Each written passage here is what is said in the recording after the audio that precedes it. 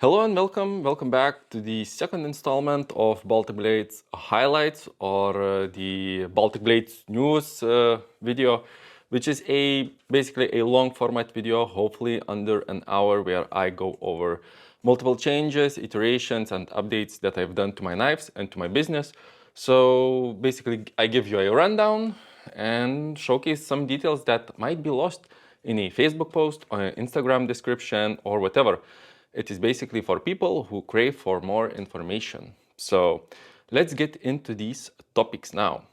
The very first one is Angis updates. Again, I'm doing some very small and minute updates for my Angis blades, and I think they are totally for the better, and they are based on your feedback about the knife.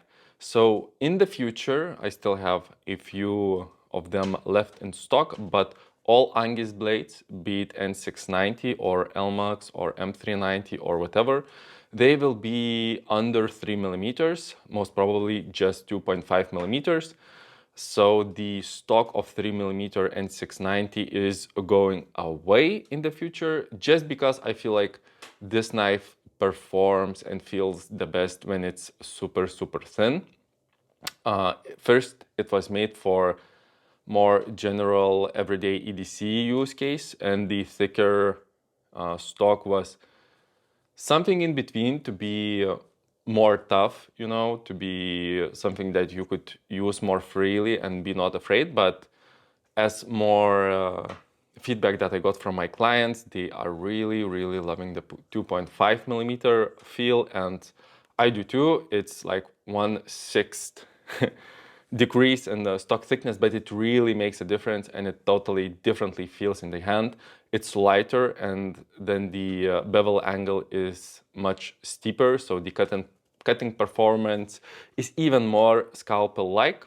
So in the future, there will be only 2.5 millimeter stock available, which I feel like is a great decision. And another update, of course, being yet a reflection of your feedback, is the updated sheath design. Now, no more taco design. Taco is basically when you fold the kydex and you have this ridge on top. And I'm moving to full pancake design, just because the knife is so small, it's so light, and the profile is not that big. Yes, we are adding a little bit more bulk to the sheath, but this is the process that I've got really down for sheath making, and you then get this beautiful, perfect retention that I got some feedback from my customers that it was a little bit too light, even though the knife itself is really light and you don't need that super hard retention, but some people feel like you need to have that hard click. So this enables that, and with the addition to the new construction, you get way more mounting options, more mounting holes. I'm adding grooves, so way more availability of different attachments that you can use in your day-to-day, be it ulti-clip, be it like IVB soft loops, just paracord, doing some paracord wrapping, or even using some tech lock attachments. These should be all compatible with the new sheets, just because the grooves and ridges make it way more adjustable just doing plain holes. So I feel like Angis now, just thanks to you, all of my customers, and your feedback, feels like way better knife than it was a year before. It even feels like a different knife just because of the different stock thickness and the new sheath design. I feel like it is in a way, it wasn't in a bad place, but it is now refining and incrementally getting to the tops of the quality that I really want to deliver, and to provide the quality in the places that people take the most care. So these are the small updates for the Angis blade.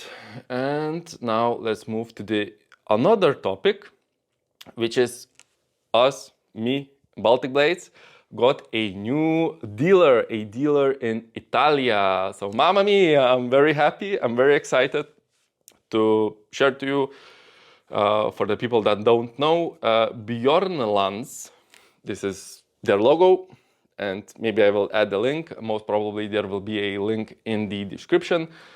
They are dealers of Baltic blades in Italy, and I'm very, very happy that they sent out one of my knives, Varnas, for a review, for a local reviewer, PDT. I will also add a link to his YouTube channel. Also, of course, it's in Italian, but you can watch with subtitles, which are pretty good translated nowadays. The reception was great, really, really well. And what I really liked is that the reviewer is very knowledgeable and pays attention to small details that I get feedback from very specific clients that pay these, look at these specific details and they care about those. And when making them better, there's actually a reviewer that cares about it, cares about the sheath, about the retention, about the ergonomics, not only about the looks or just the cutting performance, because you can have a perfectly great, cutting blade, but if you don't have good ergonomics, it feels really bad in the hand. So I feel like he did some really good, just assessments of a lot of points on that. And I really recommend people who are on the verge of thinking, should they buy Varnas, my bushcrafter knife? Look at that video and you can then decide for yourself if you want such a knife or you don't. So Baltic Blades is going to Italia. So that's really, really exciting. And I'm really glad about that. So these two topics out of the way, we come to the third topic, which is also, again, super exciting, and it's a wonderful news for me, at least. I'm very, very nervous and exciting. It's the Knifeshow Austria that will happen in 2025 in Austria, May 11th to 10th. And it will be my very first show. There will be many, many, many, many, many, many, many interesting makers that I am friends on Instagram, so I'm really excited meeting those. I got a lot of clients in Germany and Austria, so I am super excited if somebody of them comes to the show to meet them in person, to shake hands and to show them my other models that they maybe don't have, and just let them, feel and touch and feel the ergonomics and see the quality. That is so fun, so interesting, and it's really something else. I cannot wait to meet the makers and my customers, but still I got to prepare for it. I still have to make some knives, make some stock, and I will probably go with my fiance and we will drive with a car, which is like 12 to 13 hours drive one way, 1,200 kilometers. So there will be quite a drive, so we need to prepare for that, maybe make a small vacation out of that, and it will be just amazing. There will be around, I think, 70 makers from all over around the world, from America, of course, from Alaska, Anchorage Forge, from all over Europe.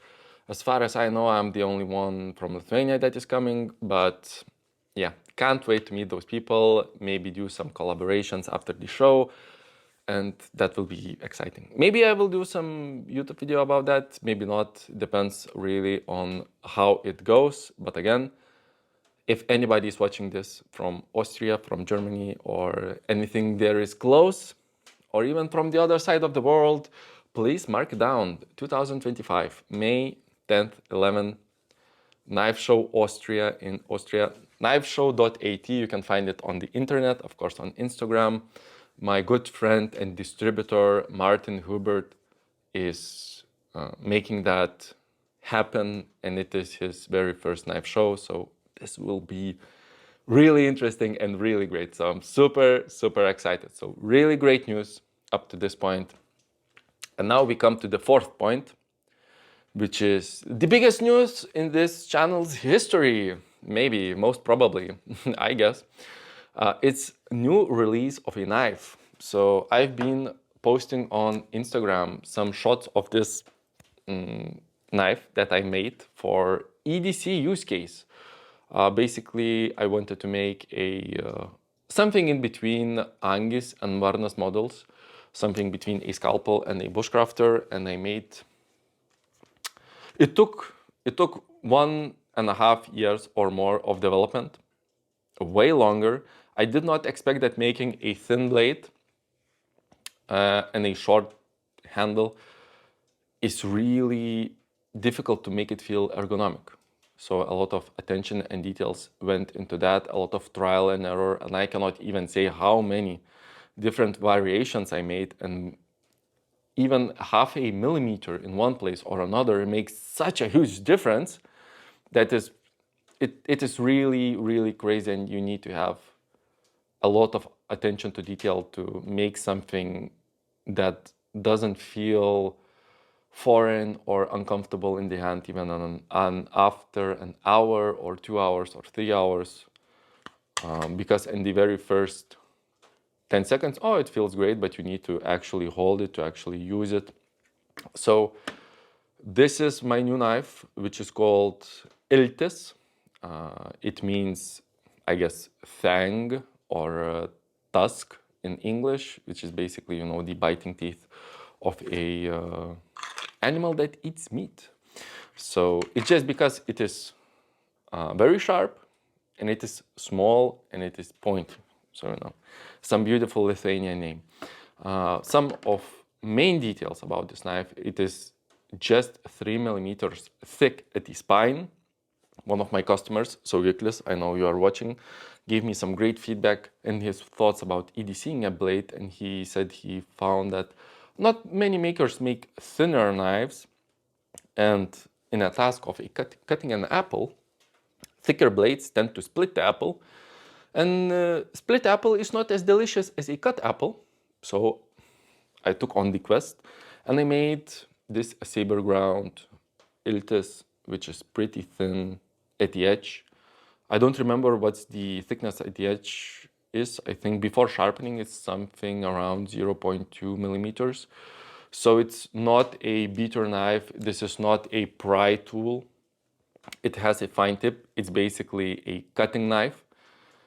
And I just love the performance. I love the performance of this. It's so useful, This is the direction Baltic Blades is further going into. Like you can see the Angis is getting thinner. It's more scalpel-like, it's more cutting-like. The same goes with Iltis. It is carrying through that ethos of being a cutting tool first and not a pry bar. And this makes it really, really useful for doing some light cutting, scraping, peeling double-sided duct tape. I found a lot of uses in my workshop.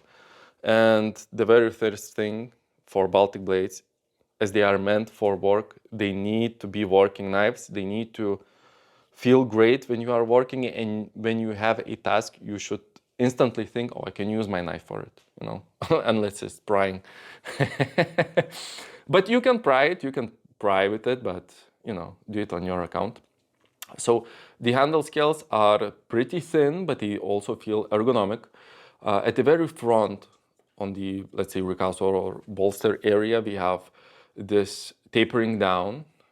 I hope I will add some B-roll of it.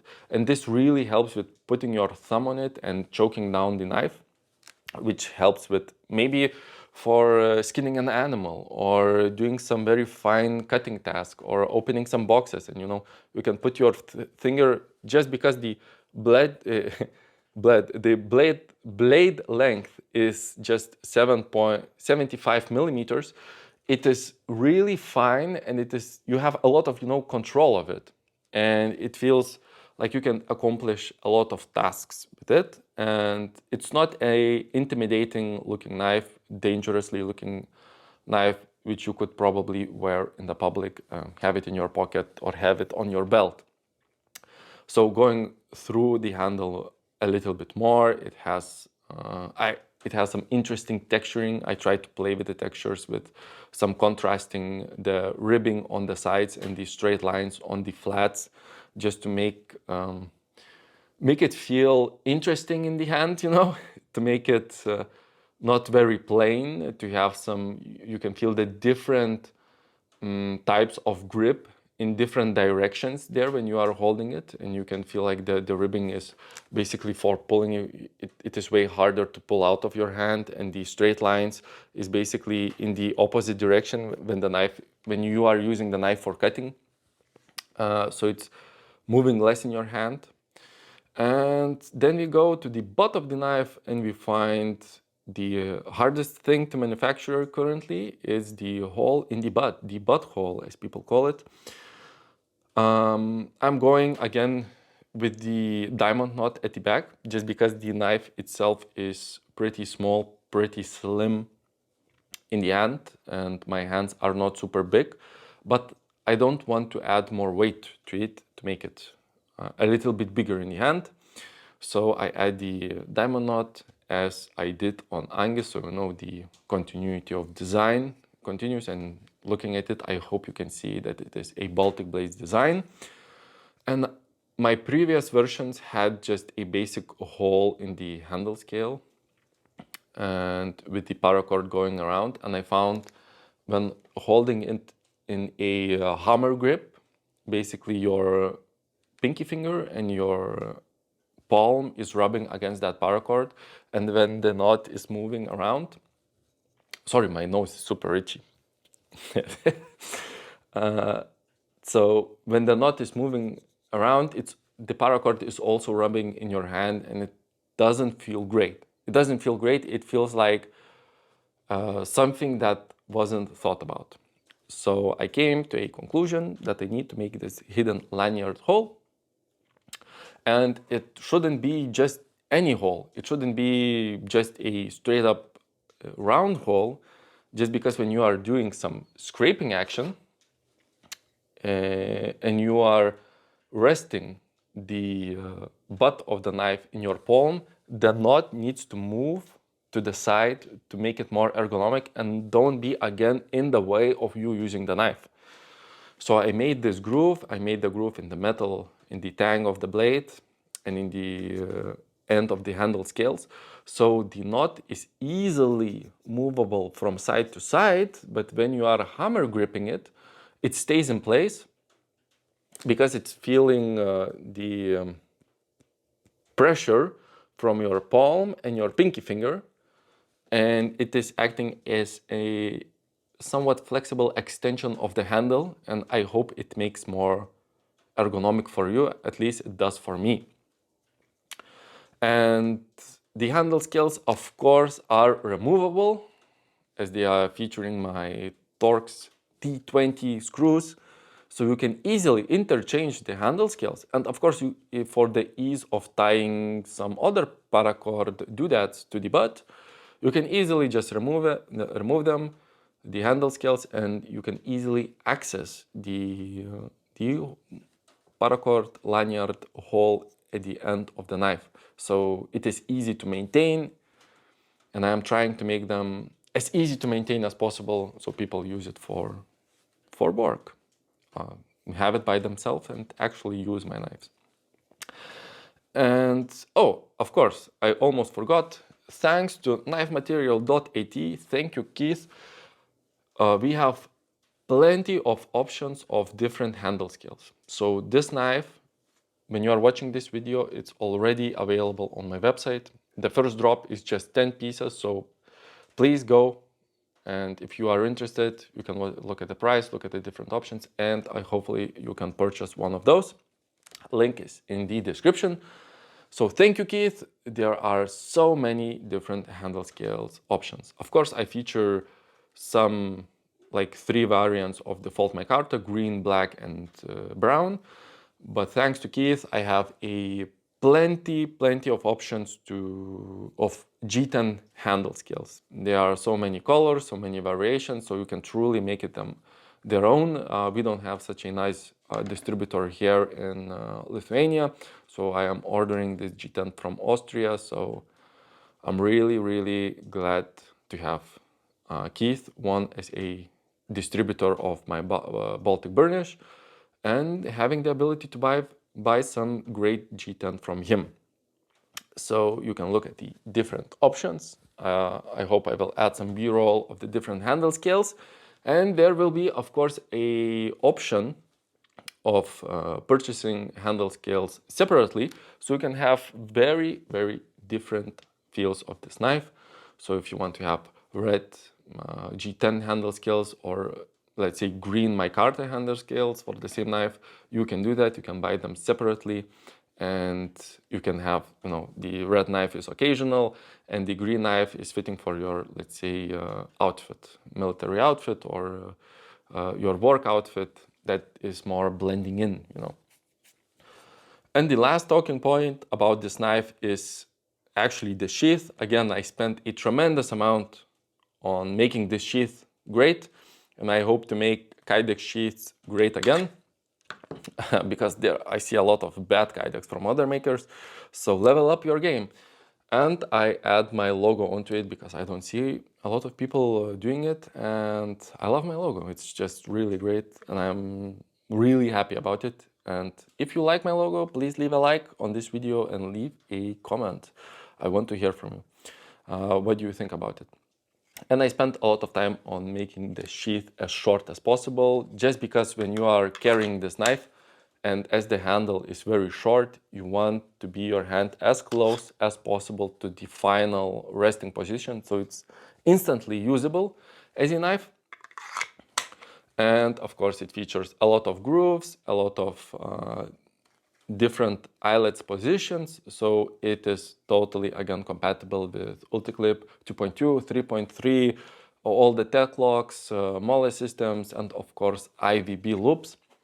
The UltiClips and IVB loops you can purchase on my website also as a separate solution, and I feel like this knife really shines the best on horizontal carry on your belt with IVB loops, or just in the pocket, because it's that small and that light. So I spent a lot of time on the retention and the final click on the sheath, on the holding strength, and I think I found the really the best result that I could. The blade itself is not marring, it's not rubbing against the Kydex sheath, and the only contact point is on the very near the finger choil, finger groove. And if you are purchasing, keep it in mind, if you are buying or purchasing the bright colored G10s, because they are sandblasted, they are textured, they are rough, they have great feel in the hand, but also they are a little bit rubbing on the Kydex when it goes in. So for the first very few days or weeks, you will see some darker spots at the very bottom, but they are just remnants of Kydex that it is being abraded away because the texture on the G10. So it will go away, and the putting in of the knife in the sheath will get a little bit smoother. So I am projecting and thinking about that in the future. So the retention from the start is a little bit hard, but it will get easier through time and hopefully reach a beautiful golden ratio, golden point, you know, where it feels just great. So you have to work it in a little bit. So don't be scared if it is a little bit too hard at the very start. But yeah, so this is finally launching. I'm super happy. Iltis came out so good. It's one of my favorite knives, and yeah, I'm just loving it, and I'm loving all of the improvements due to my customers' feedback. And for the very last topic, we have listener viewer questions. I asked you to give me some questions on YouTube and on Instagram. What do you care about? And I will try and answer, I think, 3 of them. First one is a combined question from multiple people. Basically, it is, how do you think about different designs? How does prototyping look at Baltic Blades? So how I design and think of my knives is basically starting with a use case. Like Iltis came about just because I wanted a shop knife, a small shop knife that it is very handy and is a little bit bigger than Iltis.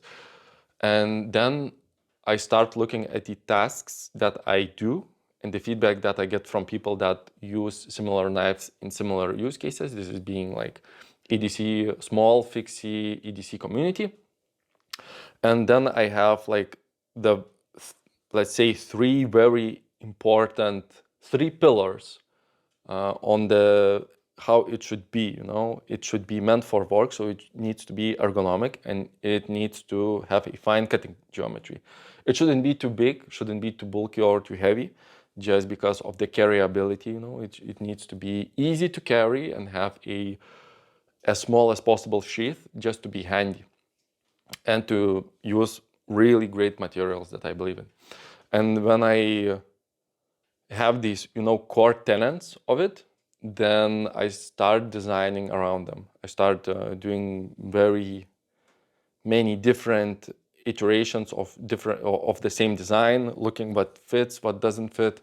I do a lot of 3D printing just to get the ergonomics and the feel of it. Of course, there is no weight or texture to it, but it translates into shapes really greatly. And when you see it, the design, you can tell if you like it, if you don't. It is much harder to tell when you are looking at a design on a computer screen. And you can, of course, feel it in the hand and see if there are any problematic spots, on the knife, on the different, how you are holding. Are you holding with a bare hand or with a, not mitten, with a glove? And then you start changing things. And you are changing them just by a tiny bit, by a fraction of a millimeter, by a millimeter. And then when you got something good going, that feels nice, then I start adding the design flavor. So making it look like a Baltic blade, making some shapes a little bit nicer, more refined, more flowing details, a little bit rounding here, a little bit more of strict lines there, but it tries to never compromise the ability to the knife being useful, The main thing is to make it useful first and then do the design second to make it as usable as possible, because it's a tool, and then make it as beautiful as possible without sacrificing any of the usability. So I hope that answers that. And the second question is again a combined question. One comes from Hannes, if I remember correctly. It is what are my favorite steels to work with, and the second one is what are my standard hardnesses for N690 and LMAX. So these are my favorite steels to work with. N690, I really swear by N690. There is a lot of mass manufactured N690 that it is way softer and way gummier than it needs to be. And I feel like my N690 at 61 HRC is just a sweet spot for toughness and edge retention, especially at this sizing of these knives. It is so easy to sharpen. The burr is easy to remove. It can have a fine edge. And it is easy to sharpen, and it holds its sharpness way better than, let's say, ABL. So it's a great, wonderful steel. Of course, it is easy for me as a manufacturer to work with it. It is not as hard to grind it as LMAX. And LMAX is just hard to grind. The added abrasion resistance, wear resistance helps with having good edge retention. But it is also means that it is very hard and glassy to grind. It feels like glass sometimes. So, but the edge retention is really great on LMAX blades. Yet the steel is super expensive and it is hard to work with it. So for LMAX, the preferred hardness is 62 HRC, but for LMAX it really varies from batch to batch of the steel itself that comes from Bochler Udelholm. Somehow, I don't know, but 62 is where I am, and N690 is for 61 HRC. So I feel like it's the sweet spot. And the seventh question, or the third question, not the seventh, but it's the seventh bullet point for me.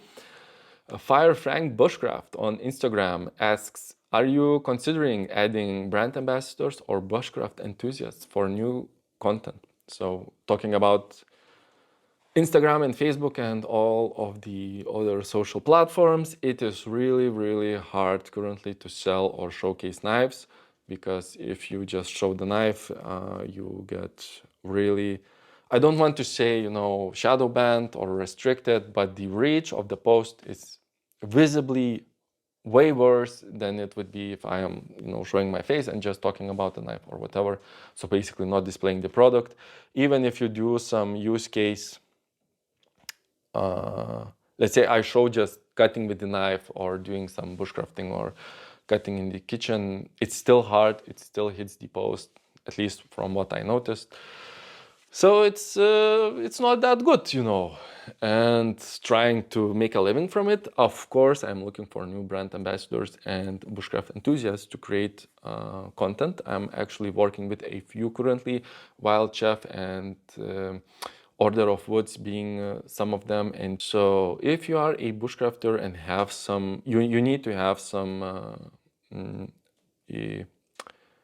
social media presence already, and you need to write me a pitch why we should work together, because there are a lot of people who say, yeah, I'll plop it on my stories, just send it me for free. It's not a relationship that I really want. I want to have people that are actually using my knives, not just showcasing them in stories, but actually living the life, not only talking the talk, but walking the walk, actually doing these bushcrafting or cooking or hunting and adventures, which is their hobby, and knife is being just a tool in that hobby. I would gladly and lovely see my knives being used in a true environment. So if you are someone on Instagram, YouTube, or any other social media with already some presence, please do contact me. Tell me what you are thinking, what you got going for you, how do you see my knives or Baltic blades working with you together, and I would gladly then work out something with you. And so this is basically it. Thank you for coming to this hopefully short Baltic blades highlights, road to refinement, or Baltic blades news video. It's been a while. It's been 6 or 7 months since I've done one, and it's always nice to sit in front of camera and imagine all of my viewers sitting at the very other end, be it Martin eating, I know you're eating your breakfast, or lunch now, or being any other of my followers. It's just keeping that contact with you, That is really nice, and I cannot wait to meet some of you in Austria this year, May 10th to 11th. Knifeshow.at, please do look it up. And that is basically it. If you haven't already, please do subscribe to my channel, leave a like on this video, or leave any comment. This really helps with engagement and getting more people to watch this and to know about what I do, and this is very important for me. So thank you for staying this long, and see you soon.